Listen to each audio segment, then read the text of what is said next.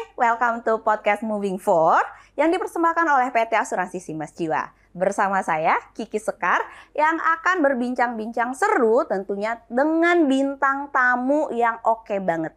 Dimana buat kamu yang sedang mencari insight terkait finansial, kesehatan, dan banyak hal menarik lainnya, tetap stay tune di sini ya. Dan tentunya saya tidak sendiri. Akan ada special guest kita. Dan hari ini ada Bu Yunita. Halo Bu Yunita. Halo Mbak Kiki. Bu Yunita, boleh dong perkenalkan diri dulu ke teman-teman Oke, kita. halo semuanya. Perkenalkan saya dengan Yunita Eliawati atau biasa dipanggil dengan Yunita. Di sini saya diundang untuk bicara tentang apa nih Mbak Kiki? Rahasia ya, nanti ya kita bahas ya. Oke, kebetulan saya di sini diundang untuk dari PT Asuransi Simas Jiwa ya, untuk sharing-sharing ya, mungkin ya, lebih tepatnya sharing-sharing aja, ngobrol-ngobrol santai gitu ya. Nah, saya bekerja di asuransi atau berkecimpung di dunia finansial itu sudah lebih dari 17 tahun sih Mbak Kiki ya. Sudah lama ya. Iya, dan di Simas Jiwa ini adalah perusahaan asuransi yang saat ini sedang saya masih bekerja. Sebelumnya di perusahaan lain, tapi juga Sinarmas Group gitu ya. Nah, totally ya lebih lah situ 17 tahun gitu. Gitu. Ternyata sudah sepuh sekali ya. Bukan sepuh ya, jangan sepuh, senior. Sepuh kayaknya udah terlalu old. Iya dong. Jadi aku bisa panggil Ibu Yunita ya. Boleh, silakan. Bu Yunita, jadi kali ini karena kita sudah mendekati Idul Fitri nih Bu. Oh iya, nggak terasa ya, nggak terasa ya. 3 minggu berpuasa. Tinggal menghitung hari ya. Tinggal menghitung hari. Kita lagi ya Lebaran. Alhamdulillah ya. Tapi sedih juga berpisah dengan bulan suci Ramadan. Iya, gitu. Bu Yunita, gimana nih Bu puasanya selama 3 minggu 3 minggu ke belakang ya, dan tersisa 1 minggu. Alhamdulillah puasa tahun ini sepertinya lebih enak ya gitu, karena udaranya agak sedikit-sedikit itu apa namanya, nggak terlalu panas ya, agak-agak sejuk karena kadang sering hujan kita ya. Kayaknya akhir-akhir ini berkah puasa. Iya, berkah puasa ya. Gitu. Oke, Bu Yunita, karena kita sudah mendekati yang namanya Idul Fitri ya, pasti sangat-sangatlah erat dengan yang namanya mudik, terus berburu baju lebaran. Iya seru tuh. Dan yang paling penting adalah THR. Wah, kalau THR mah luar biasa deh. Itu uang ini ya. Uang yang ditunggu-tunggu ya semua karyawan. Jadi kalau misalkan kita di dunia kerja pasti mikirnya tuh kayak bentar lagi THR nih. Iya, Bu. betul. Adalah sesuatu yang ditunggu-tunggu, dan ini terkadang THR itu menjadi bumerang nih kepada diri kita sendiri ya. Karena kita berasa tiba-tiba kaya nih. Dapat duit ya. Dapat duit tambahan gitu ya. Padahal bukan tambahan loh. Iya, padahal bukan tambahan ya. Karena udah kepikiran mau beli ini, mau beli itu, mudik dan lain-lain. Tapi yang paling penting teman-teman semua, zakatnya ya. Jadi karena kita sudah mendapatkan rezeki yang berlebih, kita juga harus memberikan zakat. Udah pasti, ya. Nah, Bu, seperti yang kita tahu bahwa THR itu menjadi bumerang nih pada diri kita sendiri, yang seharusnya mungkin kita bisa menabung, tapi karena kepikiran THR itu kan cuma hari Lebaran doang ya, namanya tunjangan hari raya.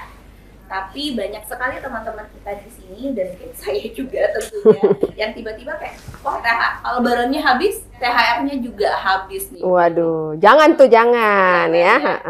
Belum masuk THR aja, tapi kita masih ada jadwal bukber. Iya, Ramadan ya. THR yang nggak ada kan. Gimana nih Bu, tips dan triknya supaya saat memasuki bulan Idul Fitri nanti, THR kita tetap utuh dan juga kita bisa tetap oke nih dalam banyak sekali gemburan-gemburan buka puasa bersama di penghujung bulan Ramadan. Oke. Sebenarnya kalau buka puasa bersama nggak di penghujung aja sih, Mbak. Oke. Dari awal juga udah banyak tuh buka puasa bersama ya. Aduh, kayaknya sekarang tuh memang tren ya buka puasa bersama. Karena dulu tuh sebetulnya nggak, mungkin ada buka puasa bersama. Tapi kalau sekarang tuh jadi kayaknya tren ya. Apalagi anak-anak seperti Mbak Kiki ya, milenial gitu ya, atau Gen Z gitu ya. Waduh, banyak promo, apa namanya, banyak diskon-diskon, buy one get one ya untuk makanan di hotel di mana gitu. Nah itu salah satu sih ya yang bikin menggerus keuangan kita ya gitu. Tapi harus bijaksana sebenarnya Mbak Kiki. Oke, berarti selama 3 minggu sebelumnya nih Bu, kita berpuasa tentunya sudah banyak dong undangan-undangan berbuka bersama. Oh iya, Ya. betul sekali. Nah, itu kan berarti ada perubahan ya selama kita sebelum berpuasa nih, kita biasanya cuma makan 3 kali sehari. Sering makannya cuma lunch bareng atau bawa bekal, betul ya ke kantor. Tapi kalau di bulan puasa itu ada namanya panggilan buka bersama teman-teman. Dan teman-teman juga sudah menjalaninya selama 3 minggu terakhir. Iya. Apakah itu juga mengurus finansial kita, Ibu? Iya pastinya, karena kan itu di luar dari pengeluaran yang biasanya ya, gitu. Kalau sebenarnya sih kalau dibilang ya bulan Ramadan sama bulan-bulan yang biasa sebenarnya nggak beda ya untuk apa namanya waktu makannya cuma berbeda aja gitu. Cuma kalau untuk makannya 3 kali itu malah justru lebih hemat sebenarnya kalau dipikir-pikir ya, karena makannya cuma 2 kali.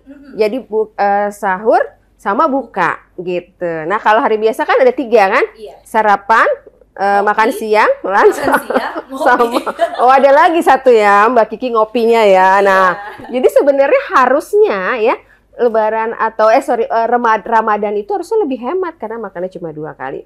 Cuma sayangnya ya itu tadi ya, karena ada sering acara yang tadi sudah jadi tren ya, makan berbuka bersama, wah jadinya bikin kantong juga lumayan deh gitu. Nah ini sih yang hal-hal seperti ini harusnya kita harus lebih bijaksana untuk ngaturnya gitu. Nah iya Bu, karena kita tuh kepikiran seharusnya gue bisa lebih hemat di bulan puasa karena cuma makan di maghrib dan sahur. Dan juga kita tahu ya kalau berbuka puasa itu nggak bisa makan yang langsung besar. Paling cuma gorengan, terus cemilan-cemilan lain itu udah kenyang. Tapi faktanya, faktanya kayak aduh aku lebih boncos nih di bulan Ramadan seperti itu. Iya, makanya gini ya Mbak Kiki, kita sebenarnya sih harus bijaksana itu yang seperti saya bilang tadi ya. Jadi kita ngaturnya itu apalagi kita karyawan. Sebenarnya kalau karyawan itu gampang karena pemasukan kita itu sudah jelas kan. Oh, sekian gitu ya. Nah, itu tinggal kita atur aja gimana kita bisa atur keuangan kita di bulan Ramadan ya. Misalnya kan emang ada pengeluaran tambahan seperti harusnya biasanya makannya cuma makanan utama. Tapi kan ini sekarang ada harus beli takjil gitu ya. Karena kan nggak afdol ya katanya nggak pakai takjil ya gitu. Tapi itu menurut saya sih masih bisa diatur lah gitu. Karena takjil itu kan cuma tadi ya Mbak Kiki bilang cuma sedikit, paling makan buka puasa sebentar sedikit doang makannya udah kenyang gitu ya. Nah cara pengaturannya juga mesti bijaksana dengan kasih dengan kasih batasan-batasan nih gitu. Jangan maruk ya makannya habis buka puasa langsung makan. Terus jangan juga makannya di restoran mahal terus gitu, ya. Jangan gengsi. Iya gitu kan. Tapi memang karena untuk saat-saat ini ya, zaman sekarang, seperti yang saya tadi bilang ya, itu tren buka puasa, wow luar biasa ya. Kayaknya katanya kalau nggak buka puasa itu bersama, kalau nggak buka puasa bersama tuh apa itu karena FOMO ya, gitu ya. Nah itu bikin wah gimana ya. Tetapi sih ya ini siapa namanya kita yang harus mengendalikan dari kita sendiri sih gitu. Harus atur pengeluarannya. Harus atur. Karena di bulan puasa ini kita belajar untuk menahan diri ya dari selain lapar, terus amarah, emosi, hawa nafsu, kita juga harus mengatur finansial kita. Iya, betul sekali. Karena teman-teman, pengeluaran di bulan puasa sampai kita lebaran itu mantap sekali kalau tidak bisa diatur dengan pengelolaan yang baik. Betul Bu Yunita? Iya, betul sekali. Dan juga tadi Bu Yunita sempat menyinggung ya bahwa banyak sekali promo, apalagi sudah mendekati Idul Fitri. Lebaran ya Bu, sampai midnight sale nih. Nah, itu gimana tuh Bu untuk mengatur supaya kayaknya aku harus beli baju baru karena udah mau Idul Fitri. Apakah itu perlu atau tidak? Oke, baju baru. Baju baru alhamdulillah. Nggak ada juga nggak apa-apa. Jadi kalau memang itu sih perlu nggak perlu ya. Jadi kalau kita tuh harus bijaksana gini Mbak Kiki, yang ngaturnya itu ini kebutuhan atau ini keinginan. Oke. Gitu ya. Potong dulu boleh? Boleh. Apakah kebutuhan dan apa itu keinginan? Ini dia ya. Kadang beda tipis. Dan kita manusia suka mengexcuse. Padahal itu keinginan, tapi dibilangnya kebutuhan. Iya. Contoh-contoh tuh banyak ya. Misalnya, kalau ini contoh biasa aja ya, apa itu kebutuhan atau apa itu keinginan ya. Misalnya kayak kalau cewek ya, tas ya, tas. Tas itu kan kita udah punya dong Mbak Kiki. Setiap kita pergi ke kantor itu pakai tas. Tapi ternyata ada tas baru ya, dan ini promo sekali lagi, iklan itu, diskon dan sebagainya, itu bikin kita jadi tergoda untuk membeli ya. Nah, ini biasanya wanita suka ngomong, iya itu kan buat kebutuhan saya untuk bawa-bawa tiap hari, padahal kita udah punya. Jadi itulah. Jadi kalau keinginan itu lebih tinggi kita yang udah ada ya, itu masih kita pengen beli segala macamnya gitu ya. Tapi kalau kebutuhan, itu kebutuhan kan kita udah ada seharusnya. Udah ada tas ya, udah sebaiknya sih kita rem. Ada satu tips sih sebenarnya, kalau untuk supaya ngerem sedikit ya, gitu ya. Gimana?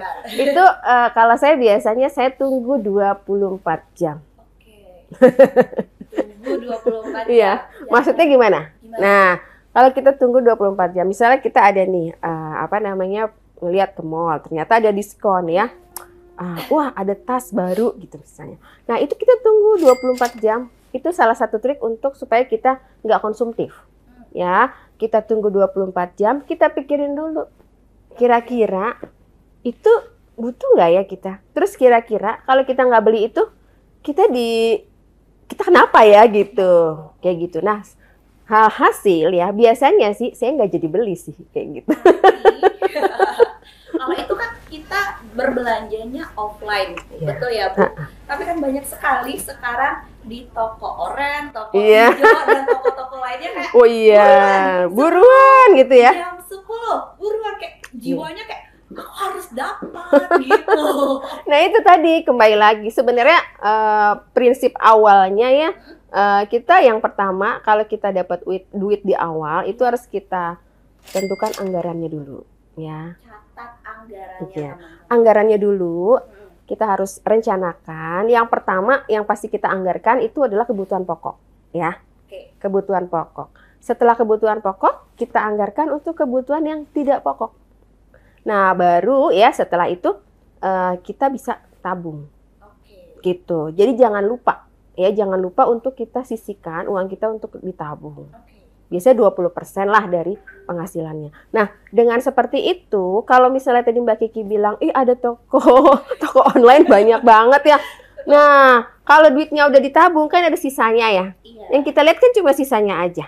Nah, itu kira-kira cukup nggak nih buat kita beli ini, beli itu, gitu. Nah, kalau udah kayak gitu, setidaknya gitu kita bisa mengerem, gitu. Jadi enak sih ditabung dulu, gitu ya.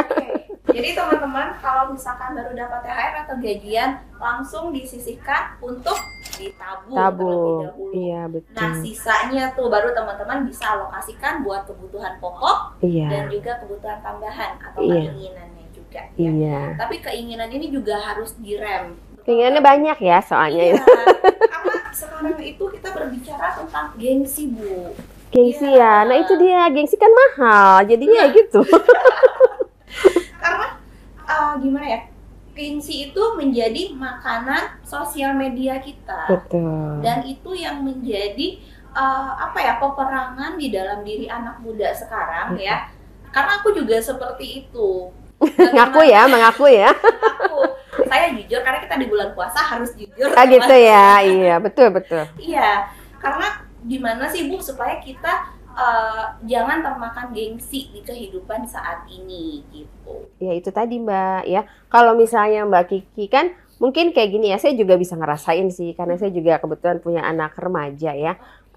Tapi ya kalau kita apa-apa ya misalnya, kita misalnya makan di resto apa, kita harus upload di sosmed gitu ya. Iya, nah, moto dulu. Iya, moto dulu.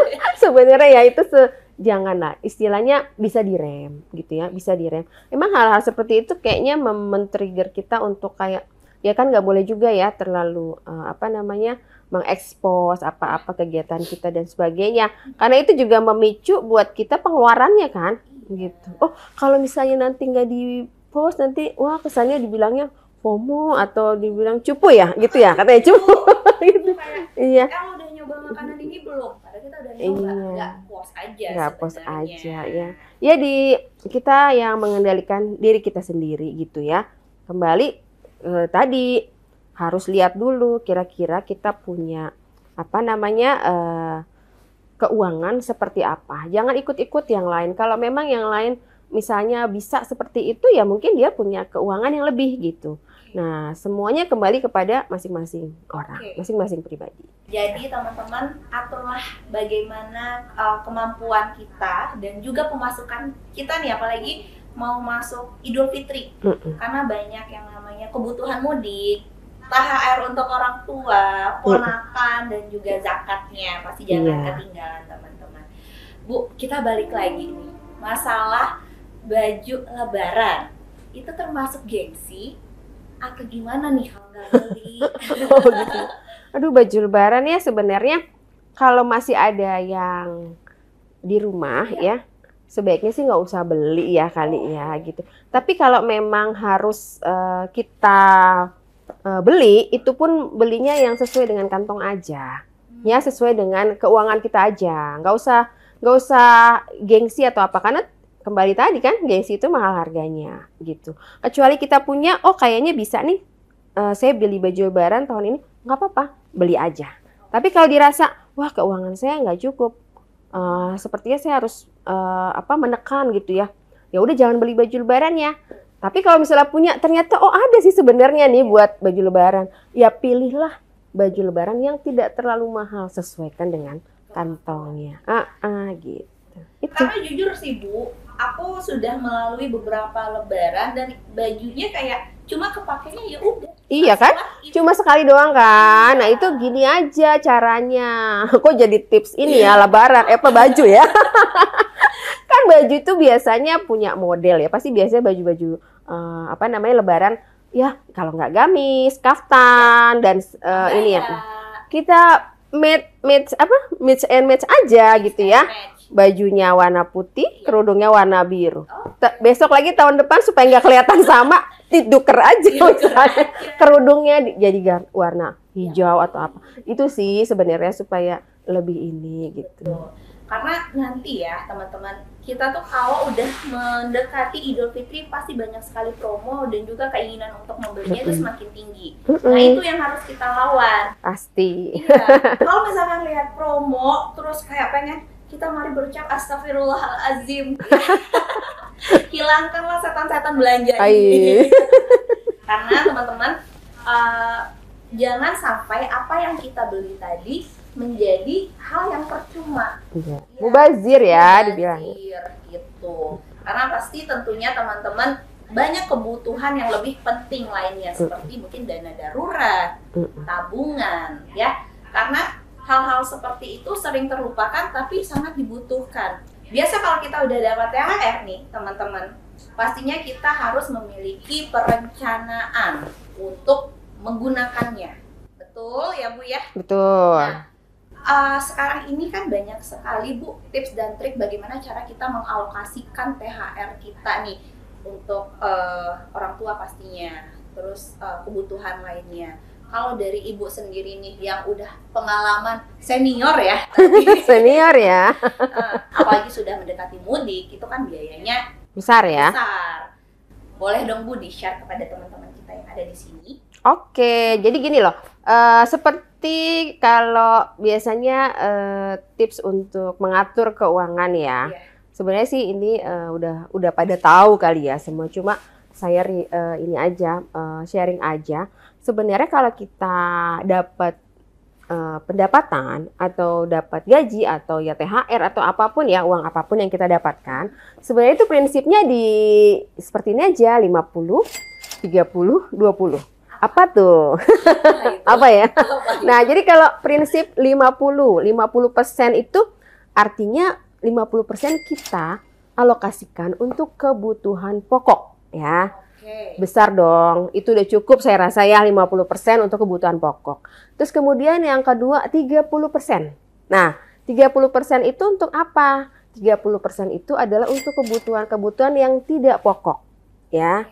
Tidak pokok ya, yang mungkin keinginan-keinginan yang Mbak Kiki tadi lah ya gitu. Atau misalnya yang tidak biasanya ya, yang tidak biasanya kayak lebaran ini kan tidak biasa. Itu mungkin bisa di angka 30% tadi. Nah, yang terakhir yang paling penting sebenarnya itu 20%. Apa itu Bu? 20% itu adalah ditabung. Ya, ditabung. Karena 20% tabungan itu adalah untuk dana-dana darurat ataupun dana-dana untuk perencanaan keuangan masa depan kita, Mbak Kiki. Jadi pertama kali ya Mbak Kiki, nanti kalau Mbak Kiki dapat THR, bentar lagi ya. Udah belum ya dapat THR? Aduh, gimana ya? Nah, itu udah jangan mikir beli baju, mau beli apa atau mau mudik mau mudik sih mah harus ya. Tapi pikirkan dulu tabungannya. Jadi begitu dapat duit ya, kelihatan kan duitnya. Oke, langsung 20%, kurang lebih lah ya. 20%, kalau bisa lebih Mbak Kiki ya. 20% langsung dipindahin, jangan di rekening yang sama. Mungkin bisa di rekening yang, ini tips aja, rekening yang nggak ada ATM-nya. Gitu, nggak ada ATM-nya, nggak ada mobile banking-nya. Awas ya, memang nggak ada ATM-nya sih. Sekarang tuh ATM nggak terlalu penting. Yang penting apa? Mobile banking. Ya kan? Iya, udah bahaya banget ya. Jadi, sekali lagi, yang paling penting, yang utama 20%-nya itu. Gitu. Tapi bisa lebih ya Bu ya? Harus, kalau bisa harus lebih. Apalagi kurang jangan dong. Apalagi kan yang namanya THR. THR itu adalah sesuatu sebenarnya bukan emang uang tambahan, tapi sebenarnya uang itu adalah uang yang sudah terencana sebenarnya. Kan Mbak Kiki sebagai karyawan sudah pasti tahu ya, oh perusahaan akan memberikan kita THR loh gitu ya. Nah, udah tahu akan diberikan THR, untuk itu sebenarnya direncanakan sebelum kita dapat THR. Nah, mindset kita harus diubah ya Bu. Iya, betul. Karena harus direncana gitu. THR itu adalah ya udah kan ini adalah tambahan. Saat-saatnya lebaran. Iya. Kita hamburkan saja semuanya seperti itu. Jangan, nggak boleh ya. Sayang loh, kita dikasih sebetulnya itu sesuatu yang luar biasa ya, udah dikasih THR ya oleh perusahaan ya, itu menjadi hak kita dan kita harus gunakannya secara bijaksana. Ya, jangan mentang-mentang, wih asik dapat duit lebih nih, duit tambahan. Bukan duit tambahan sebenarnya ya. Ya itu duit untuk perusahaan memberikan kita fasilitas yang tidak biasa kan. Misalnya kan kalau lebaran ya itu tadi ada mudik, ada memberikan zakat, mengeluarkan uang kita dan juga memberikan kepada saudara-saudara, orang-orang yang kurang mampu ya. Nah, disitulah fungsinya sebenarnya tambahan THR kan gitu. Tapi ingat lagi, pokoknya 20%-nya untuk jangka panjang, untuk menabung di masa depan gitu ya. Jadi Bu sebenarnya tadi Ibu sudah sempat sounding tentang tabungan dan dana darurat. Apakah dua hal ini bisa disamakan atau menjadi sesuatu yang terpisah, Bu? Ini tergantung lagi kepada masing-masing pribadi ya. Kalau saya ini sharing tentang saya aja ya. Ini karena mengatur keuangan itu bukan yang sesuatu yang saklek harus sekian. Kembali lagi kepada kebutuhan masing-masing setiap pribadi, setiap orang ya. Kalau saya biasanya itu saya pisahkan lagi. Iya, saya pisahkan lagi. Misalnya kalau tabungan saya 20% tetap ya. Nah, kalau yang dana darurat biasanya 10%. Gitu. Jadi saya ambil dari mana? Dari dana yang 30% tadi, yang katanya keinginan-keinginan tadi gitu. Nah, dari situ. Seperti itu. Jadi kita bisa tetap keinginan kita tekan ya, dana darurat kita sisihkan juga gitu. Tapi kalaupun misalnya mau disatukan, mengingat mungkin ya penghasilan kita kayak tidak memungkinkan nih gitu, ya itu silakan aja gitu. Karena Bu, based on pengalaman pribadi, ya, karena dana darurat itu adalah, kalau menurut aku ya Bu, dana darurat itu adalah sesuatu yang harus kita keluarkan karena urgensi sesuatu. Bisa saja sakit, terus tiba-tiba harus mudik karena ada urgensi di kampung, dan juga hal-hal lainnya. Tapi tabungan saya nggak mau pakai. Nah, jadi itu adalah perbedaan kalau menurut saya. Jadi ada dana tabungan dan juga ada darurat. Dana darurat, teman-teman. Karena gimana pun dana darurat dan tabungan itu tidak boleh kosong ya Bu ya. Harus ada isinya. Harus ada isinya. Harus disisihkan setiap bulan gitu. Jadi that's why aku membagi dua hal tadi. Oke, bagus itu. Dana daruratnya sudah kosong, tabungannya masih ada kalau misalkan terjadi sesuatu. Ya, betul. Gitu. Ibu, tadi kita sudah menyinggung sedikit yaitu tabungan dan juga dana darurat. Nah, kalau misalkan kita menabung di tabungan biasa, katakan seperti itu, yang tidak ada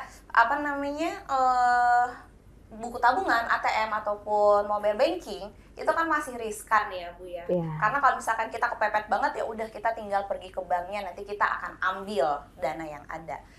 Menurut Ibu, apakah ada instrumen tabungan untuk dana darurat atau dana tabungan kita yang safety, yang aman, yang dapat menjaga kehausan batin kita kalau misalkan mau comot-comot sedikit? Oke. Sebenarnya sih nggak harus dicomot-comot sedikit. Jadi karena kan itu kita merencanakan itu untuk jangka panjang ya. Jadi kita menabung harus punya tujuan nih Mbak Kiki ya. Yang berbeda dengan dana darurat ya. Kalau untuk tabungan itu biasanya bisa kita masukkan ke instrumen investasi lainnya. Misalnya deposito, mungkin reksadana ya, obligasi, atau bahkan bisa dengan asuransi gitu. Karena kan dengan seperti itu kita tahu tujuan kita untuk tabung apa nih, misalnya ya. Misalnya contoh reksadana, 10 tahun lagi saya pergunakan untuk apa. Kemudian nanti ada misalnya asuransi, untuk dana nanti kesehatan saya. Nanti asuransinya untuk dana pensiun saya dan sebagainya. Oke.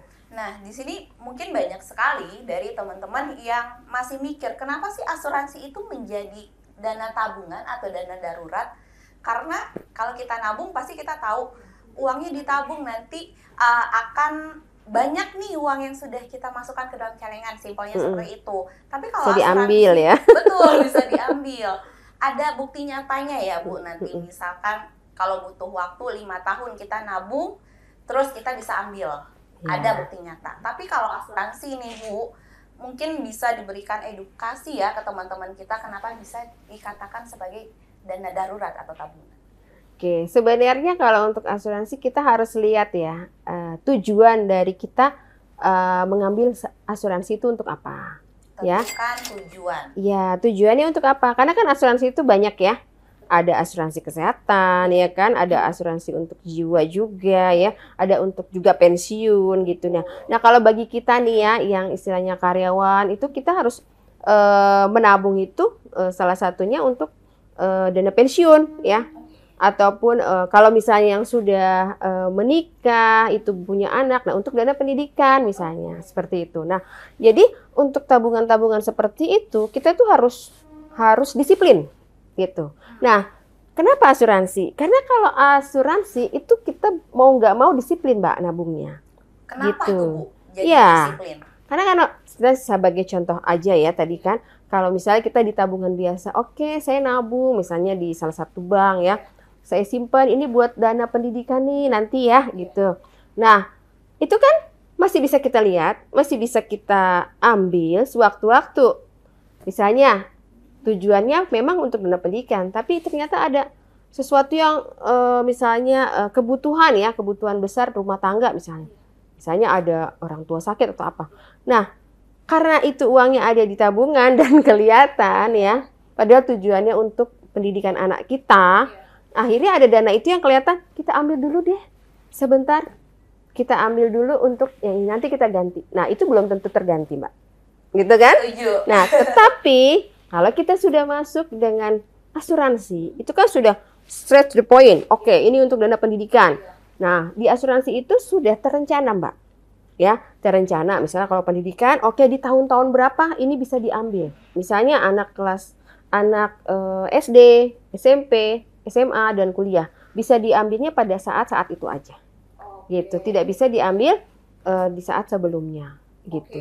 Jadi dan seperti mesin waktu ya, yang memang sudah ada batasannya harus diambil di 5 tahun lagi, 7 tahun lagi, 10 tahun lagi. Iya gitu. Dan itu tidak hanya untuk asuransi pendidikan ya, asuransi lain gitu, misalnya yang juga bisa ada instrumen asuransi dan investasinya. Nah itu juga sama ya. Jadi misalnya bisa kita nabung 5 tahun, bisa diambilnya 10 tahun dan seterusnya. Jadi sudah sesuai gitu kalau untuk asuransi.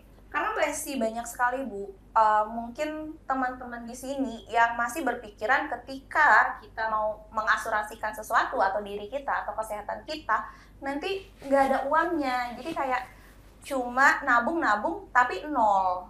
Nah itu mungkin yang menjadi keresahan-keresahan dari teman-teman kita sih Bu.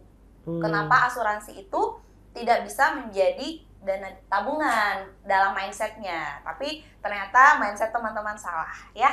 Nah itu tadi Mbak, itu adalah salah satu kesalahpahaman ya, mungkin bisa dibilang seperti itu dengan asuransi. Jadi kesalahpahaman tentang asuransi gitu ya, yang kadang-kadang tuh orang-orang suka bilang, asuransi mahal gitu ya.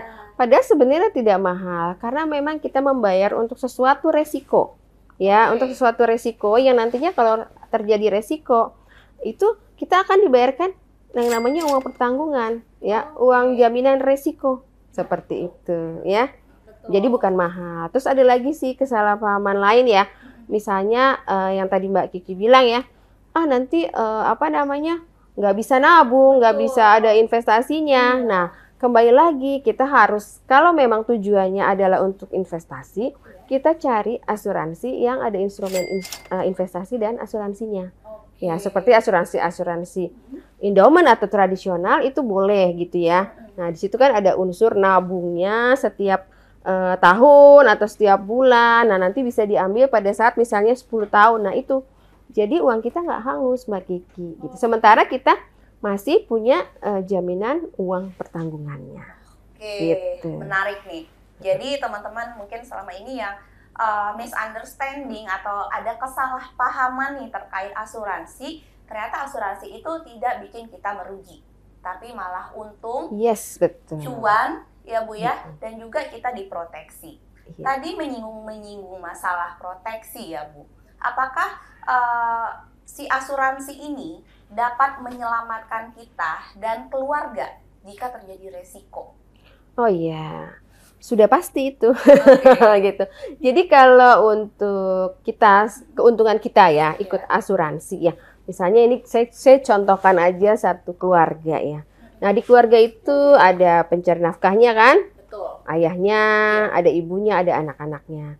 Nah si ayah ini sudah ikut asuransi, ya kan? Sudah ikut asuransi, dia memproteksi dirinya. Dimana kalau misalnya terjadi resiko, maaf ya, misalnya ada resiko meninggal dunia atau tutup usia sama si pencari nafkah ini, si ayahnya, ya, maka asuransi itu akan mengganti dengan uang pertanggungan. Jadi artinya istri dan anak-anaknya masih tetap bisa hidup layak dengan mendapatkan uang pertanggungan tadi. Salah satunya itu Mbak, jadi kita memproteksi penghasilan. Gitu. Memproteksi penghasilan ya, betul. Jadi sehingga keluarga nanti yang ditinggalkan jika terjadi resiko dapat menjalani kehidupan dengan normal. Betul sekali. Kalau misalnya pun ini meninggal, kalau misalnya ada misalnya sakit nih ya, kita udah ikut asuransi. Nah kita nggak perlu keluar uang sendiri loh untuk membayar rumah sakit dan sebagainya. Karena kita sudah mengikuti program asuransi, di mana itu adalah asuransi kesehatan. tergantung dari manfaatnya itu nanti kita akan mendapatkan uang santunan atau bahkan asuransi kita sudah full cover ya, misalnya ke rumah sakit sudah dengan kartu aja, jadi sudah dibayarkan oleh perusahaan asuransi, tidak perlu bayar sendiri gitu ya. Nah kalau nggak punya asuransi kan uang yang kita bayarkan untuk rumah sakit uang kita sendiri ya. Kalau itu kan ya jadi mengurangi lagi deh kita punya tabungan gitu. Jadi itulah pentingnya asuransi ya. Jadi selain dia melindungi tadi bisa memberikan rasa nyaman ya Bu? Ya sudah pasti, itu sudah pasti akan memberikan rasa nyaman dan tenang gitu ya. Karena oh iya nanti kalau ada apa-apa kita sudah nyaman, sudah tenang karena sudah nanti ada yang mengcover. Asuransi tadi. Iya. Karena bagaimanapun teman-teman biaya rumah sakit itu tidaklah murah. Oh iya, tentu. Jadi kalau mengeluarkan uang dari saku kita sendiri nih buat rumah sakit itu kayak mumet ya Bu ya. Pasti dalam hati ada kayak misuk-misuk seharusnya gue bisa jalan-jalan nih. Jadi nggak bisa karena masuk rumah sakit. Tapi berbeda cerita ketika teman-teman sudah memiliki asuransi. Yes, betul. Nggak usah pusing, nggak usah worry. Keluar rumah sakit langsung tinggal bayar pakai kartu ya. Iya. Jadi aman, sejahtera dan sentosa. Ya betul. Nah Bu, tadi kita panjang banget ya ngomong tentang asuransi. Iya. Tapi kita tahu bahwa asuransi itu rata-rata adalah dibelinya sama orang sudah mature, ya, sudah menikah ya. Menikah. Punya anak. Apakah Gen Z, milenial itu juga penting untuk ada asuransi nih? Wah, kalau ini sangat penting sebenarnya. Jadi jangan menilai asuransi itu hanya untuk orang yang sudah menikah, orang yang punya anak, atau untuk nanti pensiun gitu ya, udah yang mature gitu ya. Sangat penting sekali membeli asuransi dari usia dini sebenarnya. Kenapa? Pertama ya, kita bisa menyisihkan untuk investasi kita juga. Yang kedua, kita bisa mengcover untuk diri kita sendiri. Misalnya, ya, emang Gen Z nggak boleh sakit. Emang Gen Z nggak sakit ya. Nah dari situ aja ya. Nah kan sering pusing ya, sering apa gitu. Iya. Asam lambung ya karena stres ya gitu. Nah itu jadi sebenarnya asuransi itu untuk semua kalangan. Dari anak-anak bahkan ya itu untuk semuanya. Kalau yang sudah bekerja, Gen Z, saya sarankan wajib menyisihkan untuk asuransi. Gitu. Pesan-pesan dari Bu Yunita ya teman-teman. Jadi jangan beranggapan bahwa membeli asuransi itu hanya untuk orang tua yang sudah berkeluarga. Kita juga harus dilindungi oleh asuransi. Iya, gitu. Bu Yunita, thank you banget Bu. Bincang-bincang kita. Nggak terasa ya, udah lama. Ya. Udah lagi buka puasa, oh ya bener ya. Gitu. Alhamdulillah ya Bu. Nggak ada undangan buka puasa kan? Dibatasin ya. Supaya nggak bocor nih finansial kita. Betul. Jadi mungkin bisa dipilah dan dipilih. Yang mana yang harus dan yang mana yang yes, betul. Thank you banget Bu untuk insight-nya kepada kita di bulan suci Ramadan ini ya. Sama-sama Mbak Kiki. Sebentar lagi bulan Idul Fitri. Mohon maaf lahir batin. Sama-sama, mohon maaf lahir batin juga. Jadi teman-teman mungkin yang mau diskusi itu bisa di kolom komentar kita ya. Jadi nanti mungkin teman-teman ada yang punya pengalaman atau ingin bertanya terkait finansial, terkait keuangan, asuransi dan lain, silakan di kolom komentar kita. Silakan, gitu. Jangan malu-malu ya, jangan sungkan-sungkan ya. Gitu. Apalagi kalau mau beli asuransi. Kalau mau tanya-tanya bisa langsung ke Bu Yunita, nanti ada Instagramnya ya Bu. Oke. Siap, saya akan membantu teman-teman semua ya untuk bisa bagaimana sih sharing-sharing kalau mau beli asuransi, apa sih asuransi yang tepat buat saya? Silakan hubungin kita ya. Oke, dengan senang hati Bu Yunita akan menjawab ya. Thank you teman-teman sudah stay tune untuk podcast kita di siang hari ini. Selamat Ramadan dan selamat Idul Fitri. Assalamualaikum. Assalamualaikum.